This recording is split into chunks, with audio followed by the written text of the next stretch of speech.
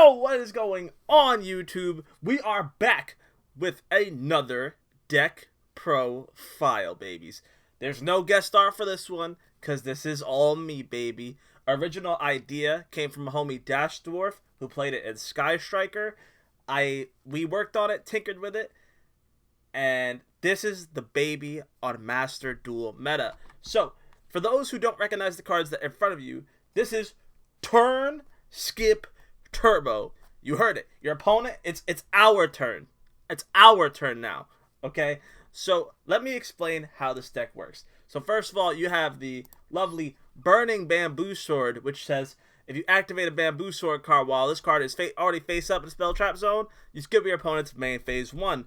Okay, we're also playing the Bamboo Engine to support this. Got 3 cursed, 3 golden, and 1 broken because it's searchable and it's another equip spell to activate.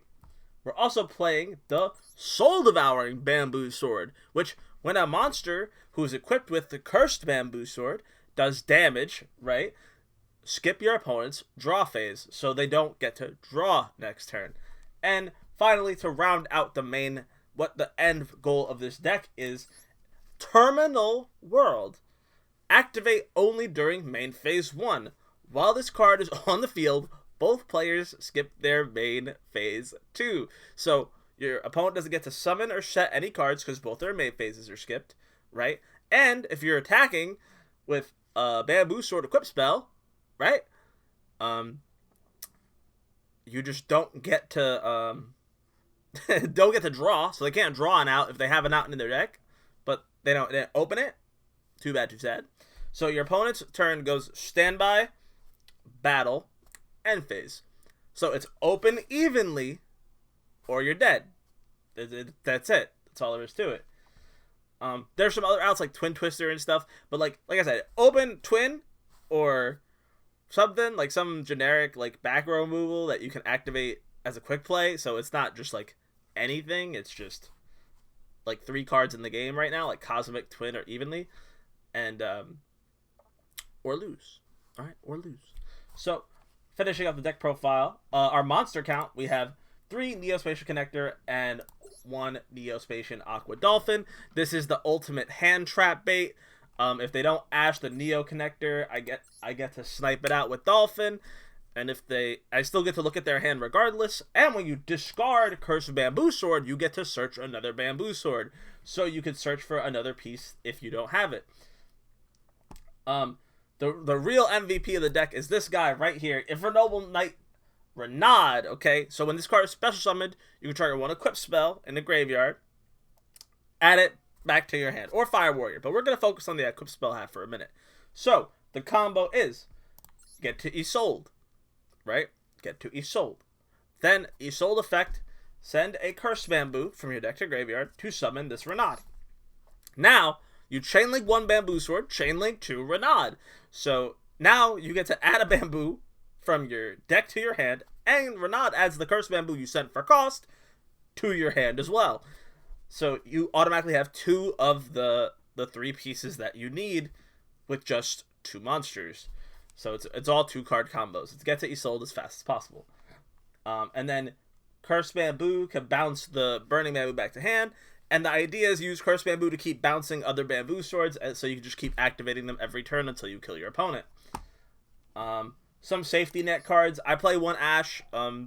Just if I lose the die roll, it's good to have something. Same thing, this is why I play 3 Gamma Seal. It outs the big bad boys, the big monsters that just say no, or anything like that. It stomps over Sky Strikers to lock out their back row, stomps over Eldritch, so if they don't have another Sanguine set, they can't use their Conks and Hawks to, like, cheese us in any way. 1 Monster Reborn, because if they kill your Isolde, or if they have a really good monster engrave and you just want to go for game. Rhoda, so you consistently open the rest of the combo. 3 Fire Flint Lady, because this card is essentially by itself an Isolde, because if you open 2 of it, it's an Isolde. If you open 1 of it with anything else, it's any other warrior, it's an Isolde. It's just really, really good. It's just a very good extender, very solid extender. So I already went over the Bamboo package. 3 Chicken Game, because it's legal, right? So we get to pay 1,000, draw a card, and if we're less than our opponent, they can't damage us unless they also pay 1,000, which then would put us at the same yeah. So chicken game, amazing. Now Fire Prison. This is the card that no one in Yu-Gi-Oh reads. No one, and I mean no one, because I've seen it happen a bajillion times. All right, and all the games I've played with this deck, this is exactly how it goes. Okay, I activate Fire Prison. They're playing like Invoked, right?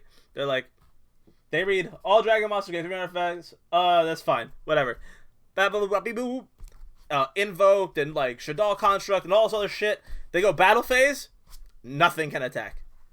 They're like, and I'm just like, Fire Prison? So the most important line on this card is that monsters cannot attack except link monsters. That's like the most important line on the card. Everything else is a bonus. So being able to not link summon under the highest link monster on the field, that effect does like arise sometimes. That it is helpful when you're versing like high burst decks. And apply the following effects while 2 more Cyberse link monsters are on the field. Negate the activated effects of Cyberse monsters. Okay, so it outs like a salad and all that shitty stuff. And Cyberse monsters cannot attack, cannot be targeted for attacks, and cannot be targeted by card effects. So it just makes them like unblockable, big chunky walls, and you could like just mess with them however you will. And Curse Bamboo lets you attack directly anyway, so you're not really caring if you can't target their monsters for attacks. So Fire Prison is really good.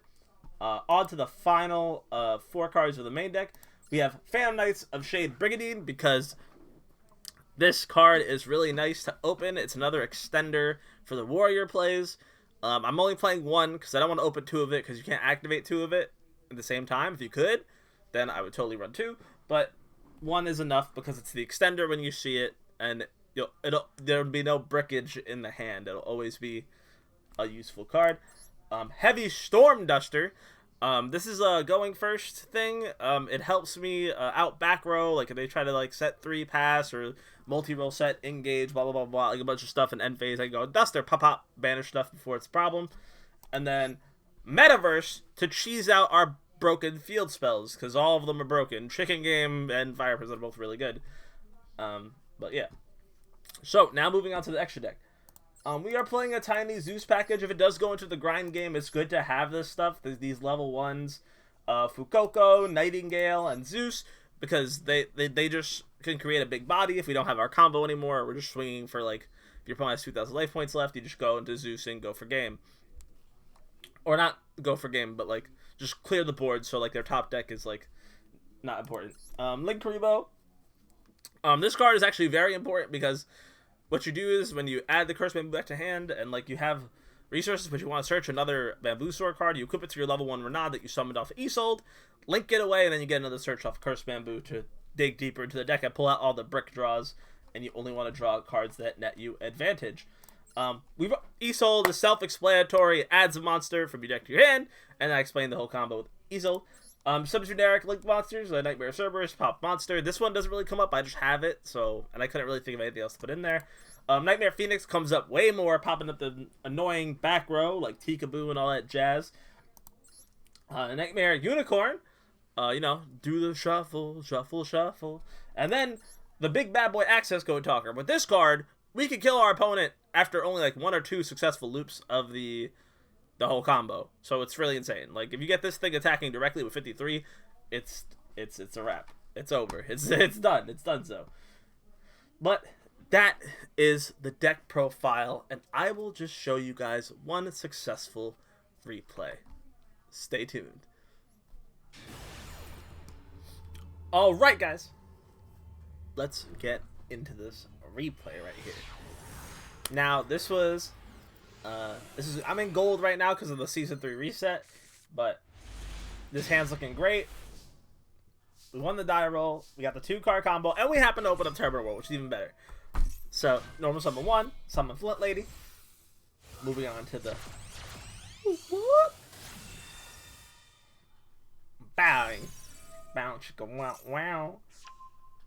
Opens up, yes, we want that out of our deck. And here's the combo, baby. Now